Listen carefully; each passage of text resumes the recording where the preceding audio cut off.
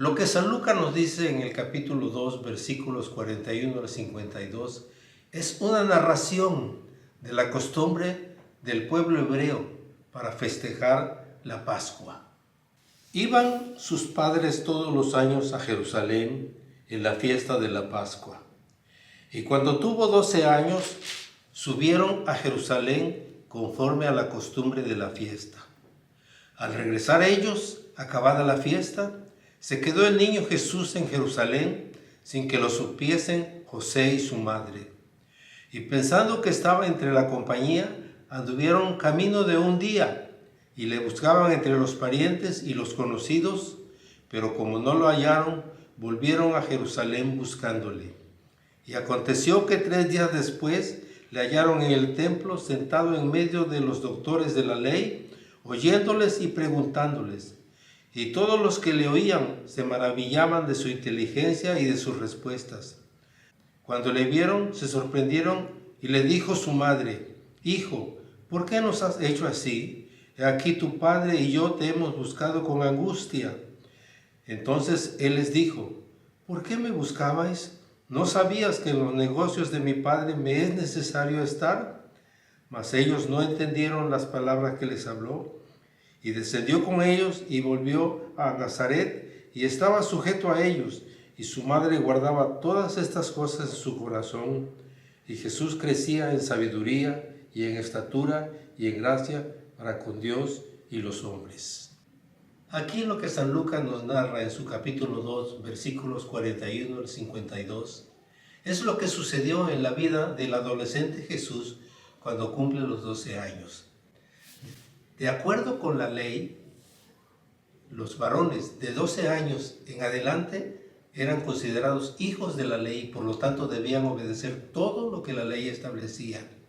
Y uno de los requisitos era que cada año deberían ir a Jerusalén a celebrar la fiesta de la Pascua en conmemoración de la liberación del pueblo de Israel de Egipto.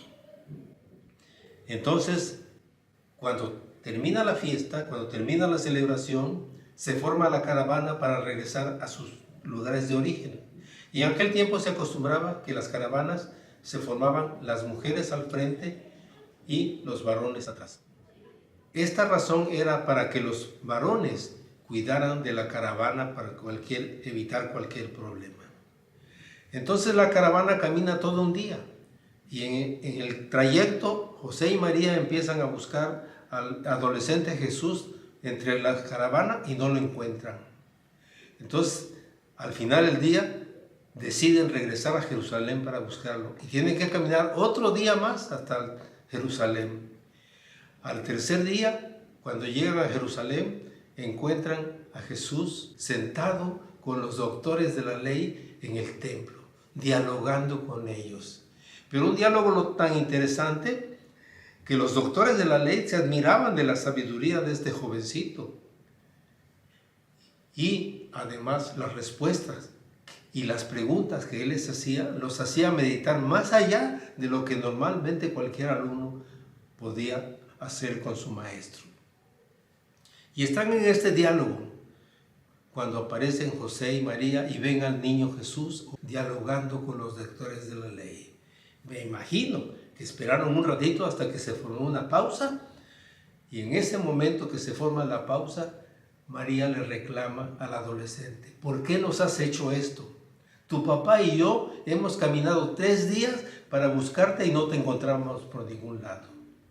Pero aquí Jesús hace una manifestación de su origen divino cuando dice: ¿no sabían ustedes que en los negocios de mi Padre me conviene estar? O sea que yo debo de cuidar los negocios de mi Padre. No son ustedes mis padres carnales, sino mi Padre celestial.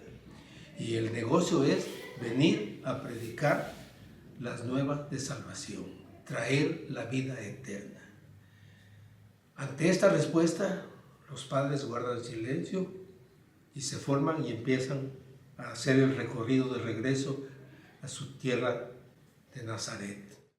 El adolescente siguió creciendo en fortaleza física y en fortaleza intelectual, pero guiado por el Espíritu Santo, porque recordemos que él, aunque era un adolescente, nunca dejó de formar parte de la Trinidad.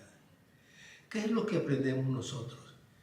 Que Jesús siempre demostró él, y lo dijo así, que él había venido a traer el mensaje del Padre. Pero además puso en práctica el mandamiento que ordena respetar a nuestros padres y a nuestras madres hasta el último día de nuestra vida. Otra cosa que aprendemos, que hay que ser obedientes a lo que Dios nos dice y hacer lo que Él nos manda hacer, aunque a veces nos digan los que nos rodean que no está bien hecho, que a ellos les gustaría que lo hiciéramos de otra manera.